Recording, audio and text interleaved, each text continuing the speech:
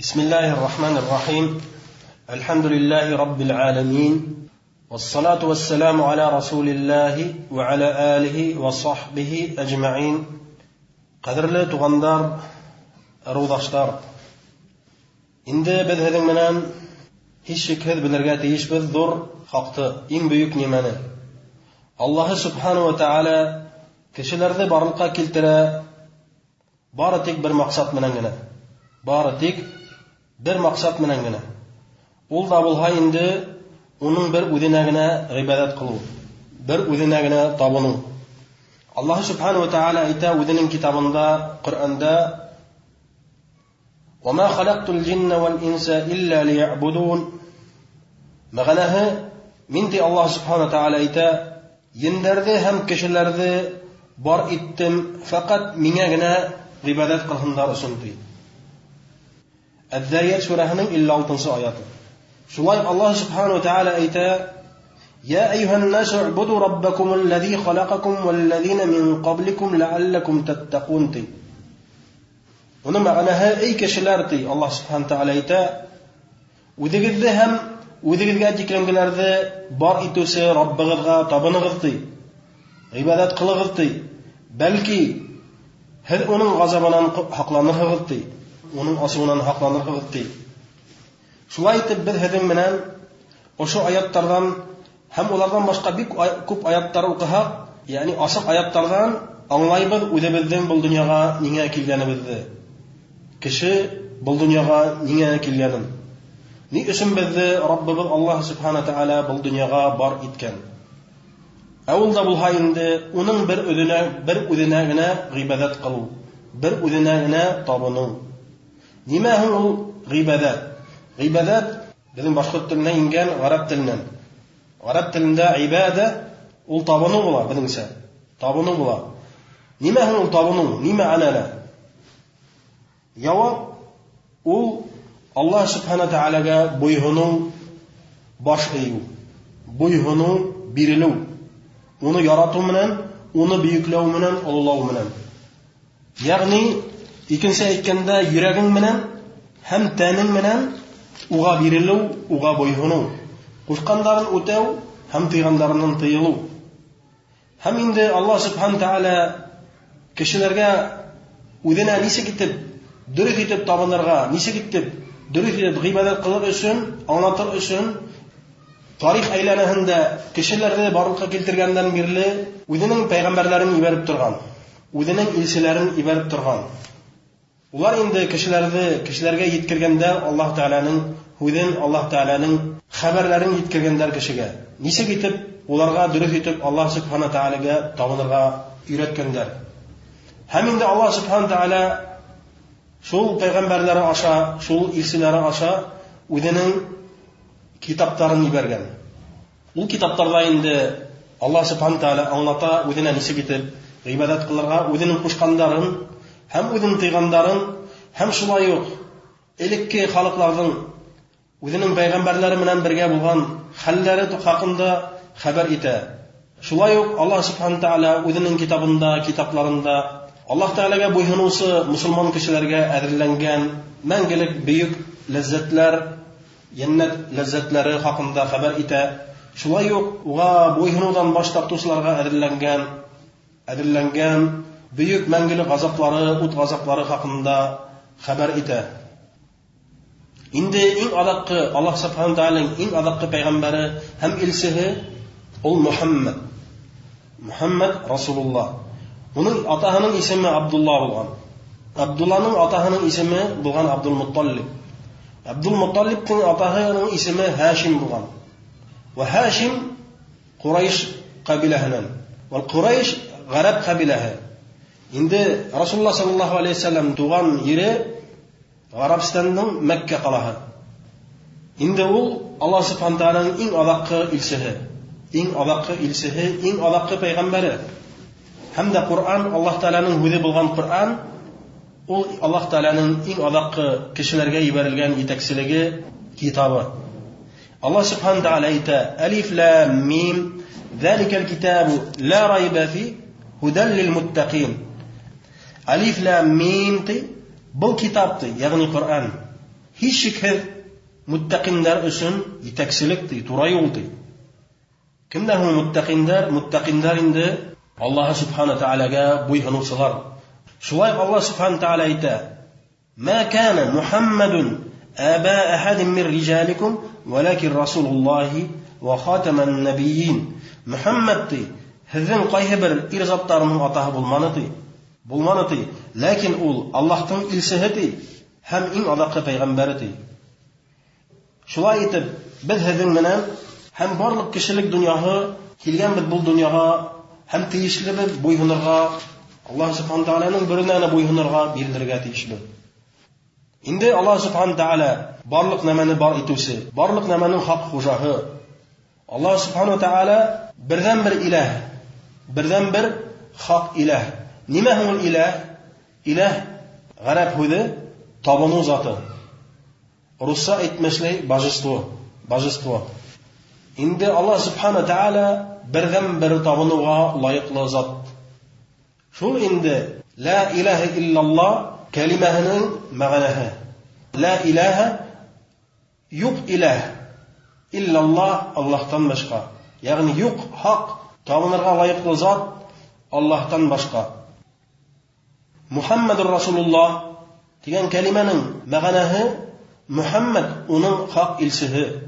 Шулай итеп, ла илаһа иллаллаһ Мухаммадур Расулуллаһ дип әйтүче кеше шул һүзләрнең мәгънәләрен кабул итеп, мәгънәһен аңлап, мәгънәһен кабул итеп, исбат итеп, һәм шул әйткән кәлимәнең тиешле булган гамәлләрен кылырга әзер булса, ул мусулманга әйләнә, ислам диненә керә. Ягъни ул исбат итә Аллаһтан башка һич табынырга лаеклы зат юк икәнен. Һәм шуңа ышана, һәм шуны кабул итә. Инде бу кәлимәнең әйтүнең максаты бер Аллаһка гына гыйбадат кылу, Аллаһка гына табыну, уга буйгыну, уга бирелү, уны ярату, унан курку, уны улылау һәм бийекләү. Мухаммадур Расулуллаһ дигән һүзнең кәлимәнең мәгънәһе әйттек бит инде. Мухаммад саллаллаһу алейхи ва саллям уның хак илчеһе. Шулай ук инде Мухаммад Расулуллаһ дигән шәһадәнең шул кәлимәне әйткән кеше аңларга тиеш, белергә тиеш. Мухаммад саллаллаһу алейхи ва саллям Аллаһ Тааляның адакы пәйгамбәре, Аллаһ Тааляның хак илчеһе. Һәм дә Аллаһ Субхана Таала куша безгә уга буйһынырга, уга иярергә. Шулай итеп без Аллаһка гыйбадат кылырга тиешбез, Аллаһка табынырга тиешбез, буйһынырга тиешбез. Аллаһ кушкан гамәлләрне эшләргә тиешбез. Мухаммад саллаллаһу алейхи ва саллям ничек күрһәтте безгә? Ислам диненең ике тоткаһы бар. Ул Аллаһ Тааляның һүзе булган Коръан. Шулай ук Мухаммад саллаллаһу алейхи ва саллямның сөннәте. Мухаммад саллаллаһу алейхи ва саллямның сөннәте. Нимә һуң Мухаммад саллаллаһу алейхи ва саллям сөннәте? Ягъни юлы безгә күрһәткән, безне дингә өйрәткән һүзләре. Шулай ук инде кыскаса әйткәндә, Мухаммад саллаллаһу алейхи ва саллямның сөннәте Коръанды ентекләп аңлата. Мәсәлән, Аллаһ Субхана Таала Коръанда куша безгә намаз укырга, 5 намаз мусулманнарга куша 5 намазны үтәргә. Ләкин инде ничек иттереп үтәргә, ни рәвешле итеп үтәргә, шулай итеп кайһы вакытта үтәргә һәм күпме укырга, инде Мухаммад саллаллаһу алейхи ва саллям безгә уны күрһәтте. Инде без гыйбадат кылабыз Аллаһ Таалагә Коръан буенча, шулай ук Мухаммад саллаллаһу алейхи ва саллямның сөннәте буенча, хадисләре буенча. Инде Мухаммад саллаллаһу алейхи ва саллям үзенең булган кырында булган мусулманнарны, сахабаларны өйрәтте. Мухаммад саллаллаһу алейхи ва саллям әйткән һәрбер һүзе, һәрбер кылган гамәле теркәлеп барды. Сахабалар тарафыннан теркәлеп барылды. Һәм бүгенге көнгә тикелем безгә хакланып килеп итте. Аллаһ Таала теләге буенча бүгенге көнгә тикелем хакланды. Аллаһ Тааланың китабы һәм дә Мухаммад саллаллаһу алейхи ва саллямның хадисләре. Шул инде икәе бер безне өйрәтә, ничек иттереп Аллаһ Таалага дөрес итеп гыйбадат кылырга, ничек иттереп мусулман булып яшәргә, Аллаһ Тааланың тугры кулы булып яшәргә. Кешелек заты Аллаһ Тааланың ярайган хайын, Аллаһ Тааланың пәйгамбәрләренең һүзеннән ярайган хайын адаша баралар. Гыйбадат кыла башлайлар төрле Аллаһ Тааланың мәхлукларына. Мәхлук бит инде араб теленнән тәрҗемә иткәндә барлыкка килтергән нәмә. Аллаһ Таала барлык нәмәне барлыкка килтергән. Инде Аллаһ Таалага табыныр урынына, Аллаһ Тааланы бөекләр урынына, уны гына илаһи зат итеп таныр урынга кешеләр адашып, үзләренә Аллаһтан башка илаһи затлар ала башлыйлар. Христианнар үзенә Аллаһ Таала ибәргән Иса исемле пайгамбәрне илаһ итеп алалар. Әйтәләр, ул аның Аллаһтан улы дип. Әлбәттә, Аллаһ Субхану Тааляның улы кызы юк. Улар уга Аллаһ Таала урынына гыйбадат кыла башлыйлар. Ишеткәнебез бар, улар әйтәләр, Иисус наш Господь дип, һәм унан һорайлар, уга ялыналар, уга баш ияләр. Аллаһ Таала урынына. Шулай ук яһудилар, иудейлар Гузейр исемле үзләренең затларында булган элек яшәгән бер диндар, тәкъвалы бәндәне үлгәндән соң уга гыйбадат кыла башлыйлар, әйтәләр, ул аның улы дип. Шулай ук буддистлар, индуслар үзләре бутлар яһап, хандар кылып, ягъни русса әйтмешләй, идоллар яһап, уларга гыйбадат кыла башлыйлар. Алар уйлайлар, уларга ярдәм бирә алалар дип. Шулай ук аларга тынычлык бирә алалар, шулай ук уларга, ягъни тазалык бирә ала дип, һәм зыян китерә ала дип уйлап, уларга инде илаһи сыйфатлар белән сыйфатлап, уларга баш ия башлыйлар, уларга табына башлыйлар. Шулай ук төрле планеталарга, Кояшка, Айга табына башлыйлар. Мондый кешеләр бар. Шулай ук бар кешеләр табигатьтәге булган, Аллаһ Субхану Тааля барлыкка килтергән, ял иях булмаган әйберләргә табыналар, таш хук. Шулай ук зур тауларга, шулай ук агачларга, чишмәләргә. Улар уйлайлар, шул агас илаһи көчкә ия дип. Аллаһтан башка уларга зыян китерә алалар. Шулай ук ярдәм бирә алалар дип, уларга шифа бирә алалар дип, бәрәкәт бирә алалар дип уйлап, шуларга гыйбадат кыла башлыйлар. Инде Аллаһ Субхану Тааля ибәрде үзенең пайгамбәрләрен адашкан кешеләргә, Аллаһтан башка үзләренә илаһилар алып уларга табынган кешеләргә, халыктарга бер максат белән, уларны кайтарырга, бер Аллаһка буйсынырга, бер Аллаһ Субхану Тааляга гыйбадат кылырга, хак дингә кайтарга. Инде кеше шундый зат, ул табынмаенча яшәй алмый. Нигәдер булга табына. Аллаһка табынмаһа, кеше ялган илаһиләргә табына башлый. Шул инде ла илаһа иллаллаһ дигән кәлимәне әйткән кеше Аллаһтан башка һич бер табынырга лаеклы зат юк дип исбат итәргә тиеш, шуны ышанырга тиеш, һәм дә буйсынырга тиеш, ягъни һәм тәне белән Аллаһ Субхану Тааляга. Ничектер буйсынырга Мухаммадур Расулуллаһ дигән кәлимә безне өйрәтә. Мухаммад саллаллаһу алейхи ва саллям юлы белән. Чөнки ул Аллаһ Тааляның илчесе. Шуның өчен ибәрелгән ул, шуның өчен безгә ибәрелгән. Инде Аллаһ Субхану Тааля үзенең китабында инде безгә ишара итә, ягъни әмер итә үзенең пайгамбәренә буйсынырга, Мухаммад саллаллаһу алейхи ва салламга буйсынырга. Аллаһ Субхану Тааля әйтә: "Ва ма атакумур расул фахуду, ва ма нахакум анху фантаху." Хәзгәти илсети, ягъни Мухаммад саллаллаһу алейхи ва саллям. Нимә алып килде ти, шуны үтәгез ти. Нимә буйырды, шуны үтәгез ти. Һәм нимәнән тыйды, шуны калдырыгыз ти. Ягъни кушкандарын үтәгез ти, тыйгандардан тыйгыз ти. Чөнки ул Аллаһ Тааляның әмрен иткерүсе. "Ама янтыку анил хава ин хуа илля вахйун юхати." Аллаһ Тааля икенче аятта әйтә, Нәҗм сүрәсендә, Мухаммад саллаллаһу алейхи ва саллям "Ама янтыку анил хава" үзеннән алып әйтмәйти бер хүзләти. Әмр итмәйти үзеннән алып. "Ин хуа илля вахйун юхати." Бу ти уга индирелгән ти вахй ти. Аллаһ Субхану Тааля биргән вахй ти, илһамы ти. Шулай Аллаһ Субхану Тааля әйтә: "Ама юти'ир расула фақад атаа Аллаһ." Кем ти расулга буйсынды ти, шул ти Аллаһка буйсынды ти. Расул иден илсе дигән ул, пайгамбар дигән ул, кем пайгамбарга буйсынды ти, ягъни Мухаммад саллаллаһу алейхи ва салламга, шул ти Аллаһ Тааляга буйсынды ти. Әйдәгез әле әйткән хүзләребезгә гымта итеп яһайык. Инде Аллаһ Субхану Тааля кешелек дөньяһын барлыкка килтерде, һәм ендәр дөньяһын барлыкка килтерде, бары тик бер максат белән генә. Без инде бу дөньяга килгәнбез, килтерелгәнбез Аллаһ Тааля тарафыннан фақат бер максат белән генә. Ул да булса Аллаһ Субхану Тааляның бер үзенә генә гыйбадат кылу, бер үзенә генә табыну, уга гына буйсыну, уга бирелү, уны улылау, уны бөекләү өчен генә. Уның кушкандарын үтәп, тыйгандарыннан тыелу, уга буйсыну өчен.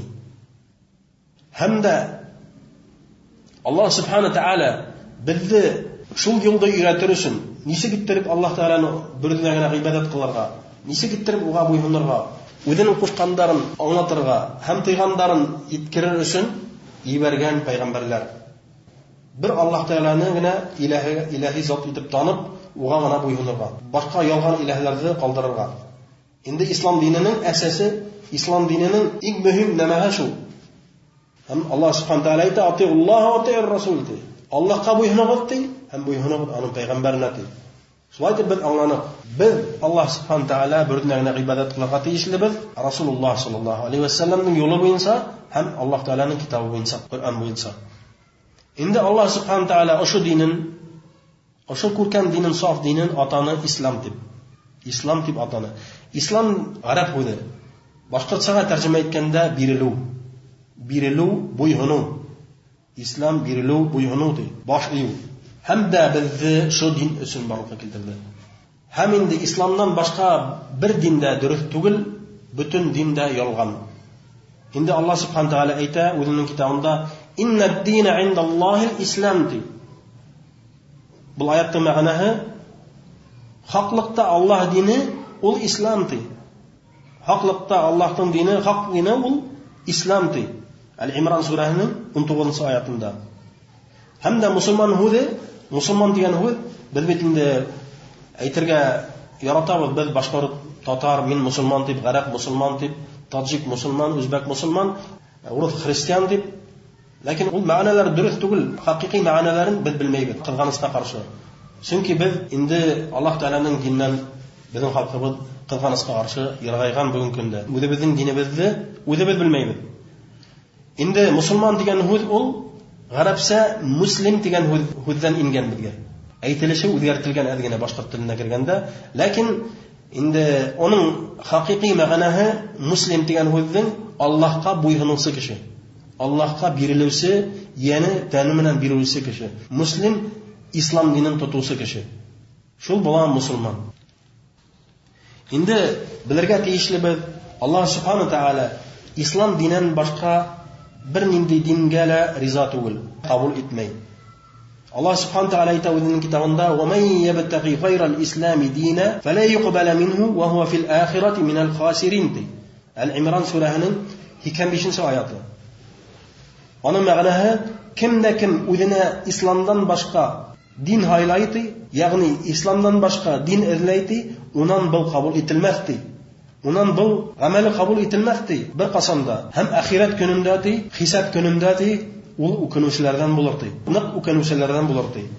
Ягъни Аллаһ Тәгалә алдында бер диндә дөрес түгел. Яһуд дине лә түгел, юдаизм, насара дине лә түгел, ягъни рус әйтмешләй христиан дине лә. Шулай атеизм дине лә түгел, шулай буддизмда, индуизмда һәм башка измнарда, коммунизмнар барыгы ялган, барыгы дөрес түгел. Кемдер әйтер, яһуд һәм христиандар, уларга ла бит Аллаһ Тәгалә пәйгамбәр ибәргән. Уларга ла бит Аллаһ субхана тәгалә үзенең китапларын индергән дип. Улар да бит Аллаһ Тәгаләнең диннәре дип. Инде буга җавап: әйе, касандыр үзләрен бүгенге көндә яһуд дип әйткән һәм христиан дип әйткән халык элекке борын заманда ислам диненә тиклем уларга касандыр Аллаһ субхана тәгалә үзенең пәйгамбәрдән ибәргән булган һәм дә үзенең китапларын индергән булган. Һәм инде улар касандыр үзләренең пәйгамбәрләренә ияреп хак диндә булгандар. Инде яһудлар улар үзләрен әйтәләр бүген көндә без Муса пәйгамбәрнең динендә дип. Аллаһ Тәгалә ибәргән Муса исемле пәйгамбәр аша ибәргән шул диндә без дип. Һәм дә без Тәурат китабы буенча яшәйбез дип. Ләкин бу дөрес түгел. Касандыр әйе улар дөрес диндә булгандар. Касандыр элек-электән улар дөрес диндә булгандар. Муса алейхиссаламның буйһынып, Аллаһ субхана тәгаләнең Тәурат китабына буйһынып, шуның буенча яшәгән вакытлары булган. Ләкин инде бу вакытлар үтә бара, еллар үтә бара, улар ул диндә инде Муса алейхиссалам үлгәннән һуң бу диндә үзгәрттеләр. Шулай ук яһудларның каты йөрәкле, каты бәгырьле кешеләре, дин әһелләре китаптың мәгънәһен үзгәрттеләр. Үзләренең куллары менән яздылар аятлар һәм Аллаһ Тәгаләнең хак аятлары урынына куйдылар. Кайһы бер аятларның мәгънәһен үзгәрттеләр.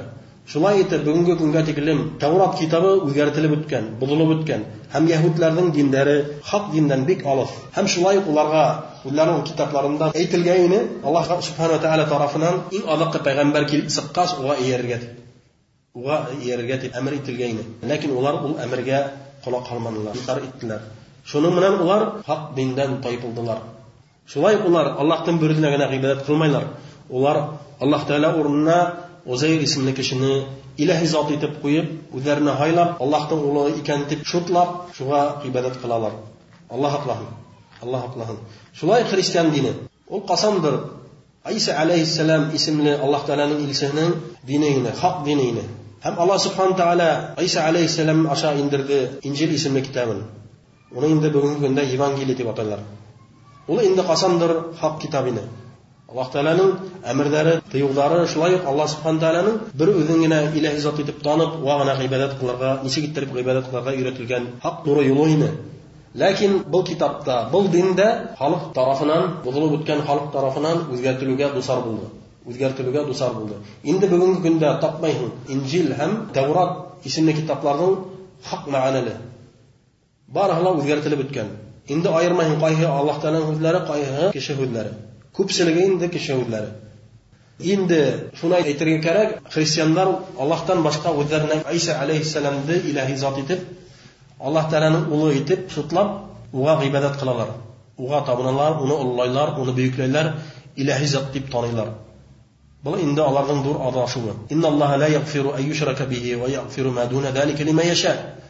Haqliqda Alloh subhanahu taala g'afu etmaydi. Kim undan boshqa ilahlarga ibodat qiluvin. Ya'ni shirk qiluvin. Shirk qiluv g'arab tildan boshqalarga ibodat qiluvlar. Va yaghfiru min duni zalika liman yasha.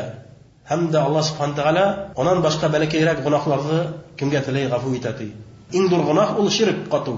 Alloh subhanahu taolaning boshqa o'zlarini ilah olib, ilah deb sho'tlab, shuga ibodat qilib. Payg'ambar bo'lganmi, taqvoli kishimi, dinli kishimi, bo'lhinmi, u shaytonmi, bo'lhinmi, toshmi, oymi, og'asmi, shishmami, barihla yolg'on, barihla durust tugul. Alloh subhanahu taolo bu amalni g'afu etmay.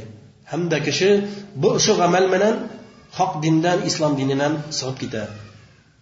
Haq dindan, islom dinidan sig'ib ketadi. Allah haqlahim bildi.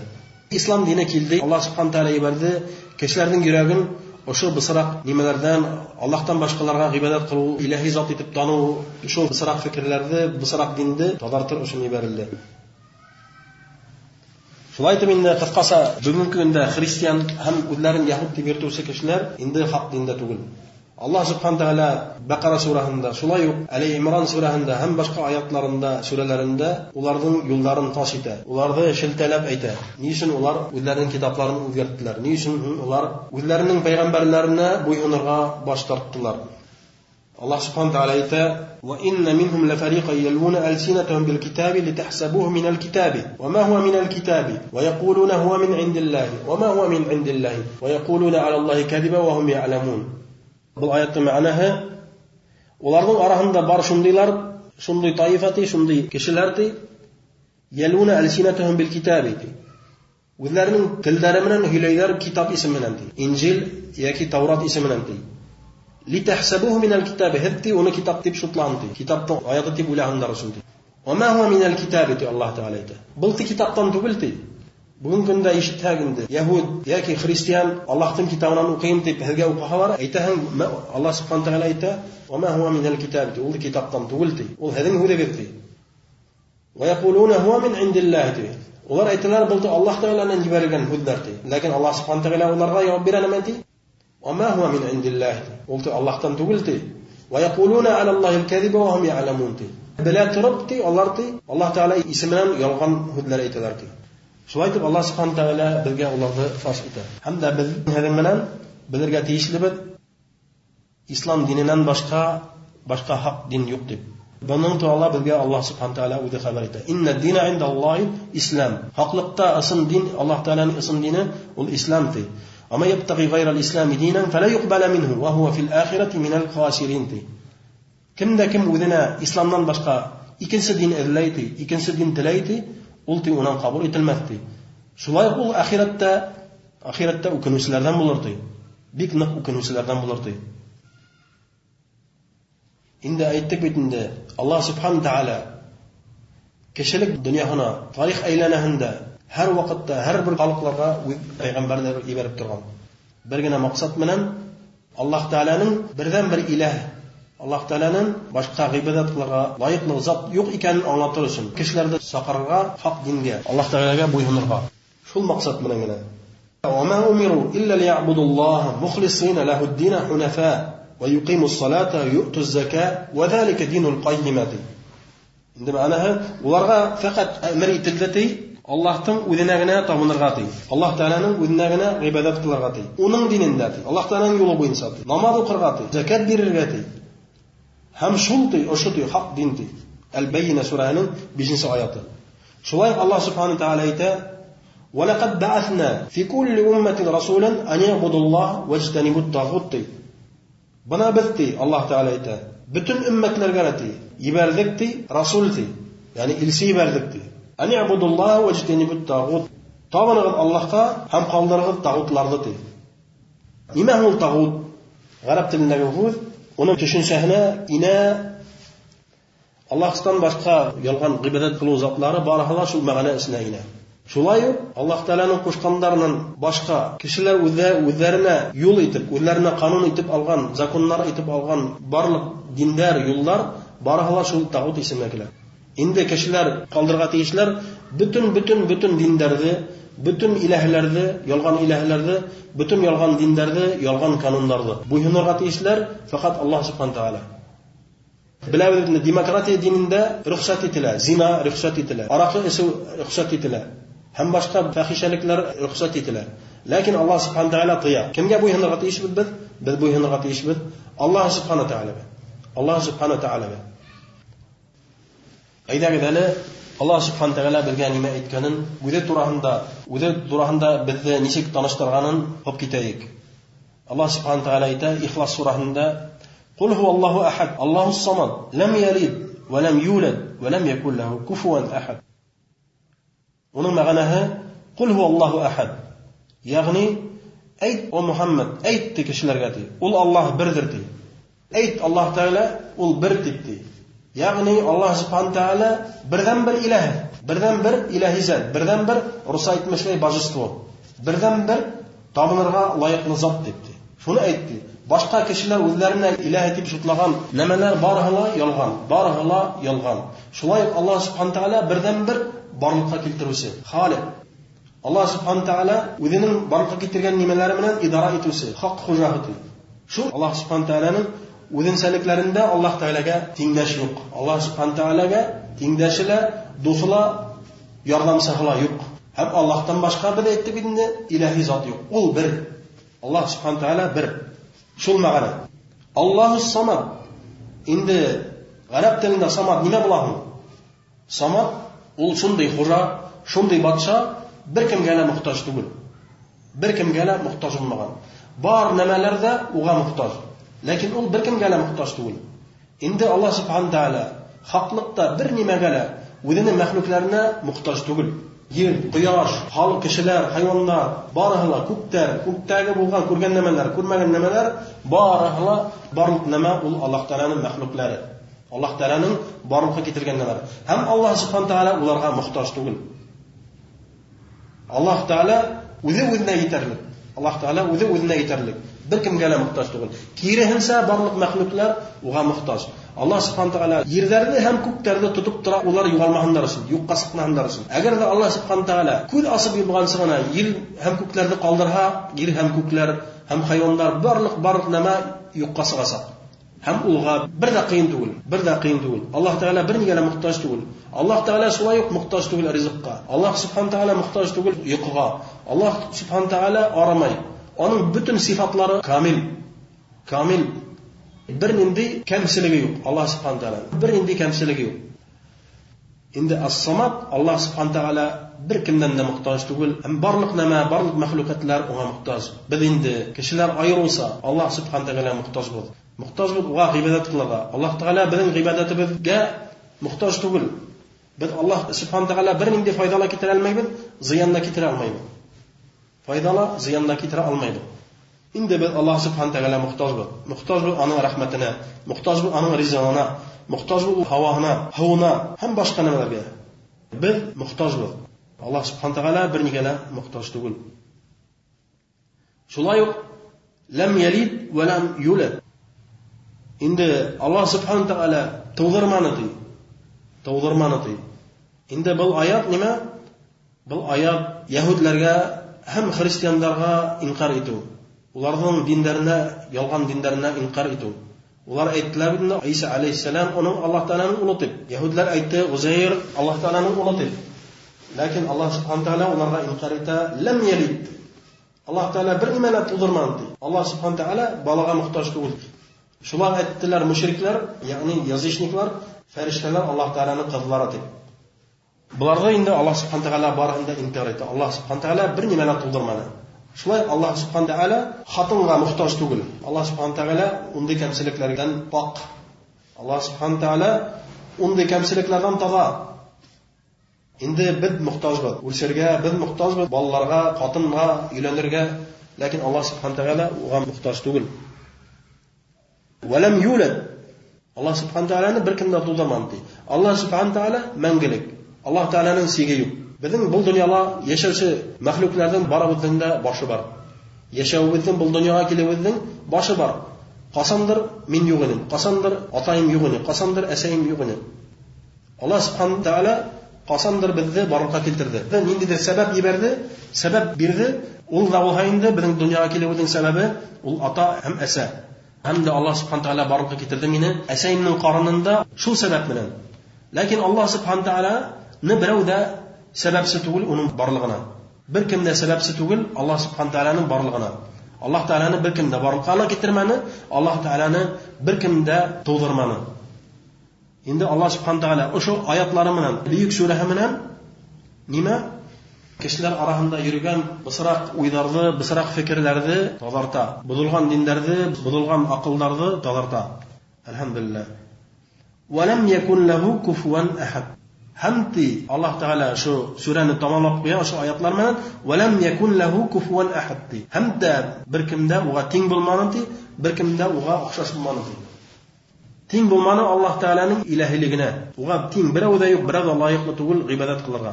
Hem şulay o'xshash tugul Allah subhanahu taolaning sifatlarında, hem qiyofatida bir kimda uga teng bo'lmadi, hem o'xshash bo'lmadi. Endi nechikgina biz Allah Teala'ni ko'z oldina keltirsak, uning qiyofatini biz bila olmaymiz. Hem bunun turala ularga yaramay. Bu endi shulay inkar ita Allah subhanahu taala Hristiyanlarga ular endi Allah subhanahu taolani kishi qiyofatida ko'z oldina keltirarlar. Ular endi hatto Allah subhanahu taolaning suratini tushirib qo'ydilar. Qaysi bir ikonalarında endi sirkavlarda tushirilgan oqa qalbi bobay. Aytalar bu Allah deb. Allah Allah'ın bizde shunday adashildan. Endi Allah subhanahu taala ularga inkar ita, ularning so'zlarini kiri qilgan o'sha oyatlar bilan yolg'on so'zlarini fosh etdi. Allah subhanahu taala "Walam yakun lahu kufuwan ahad." Bir kimda uga o'xshashmadi. Endi biz ana nechikgina ko'z oldina keltirgan tilahakda keltira olmaymiz, bizning aqlimiz yetmaysak. Ham biz uni ko'rmadik. Allah subhanahu taala o'zin bizdan yashirgan bu dunyoda. Ul tilay biz uni ko'rmayinsa uga ishonamiz, uga ibodat qilamiz. Shu endi bizning hanovimiz bu dunyoda. Bizni Allah taala hanay bizni ko'rmaymiz Allah taolani, lekin onun oyatlari bo'yicha, onun yibergan kitoblari ham yibergan payg'ambarlar osha bilib, Allah subhanahu taolaning birigina ulug'lab, uga g'ana ibodat qilib bilan Allah taolo bizni hanay shuni. Endi ko'pchilik kishi buni inkor etadi. Ko'pchilik kishi dunyodagi payg'ambarlarni hamda Alloh taolaning kitoblarini inkor etadilar. Inkor etadilar.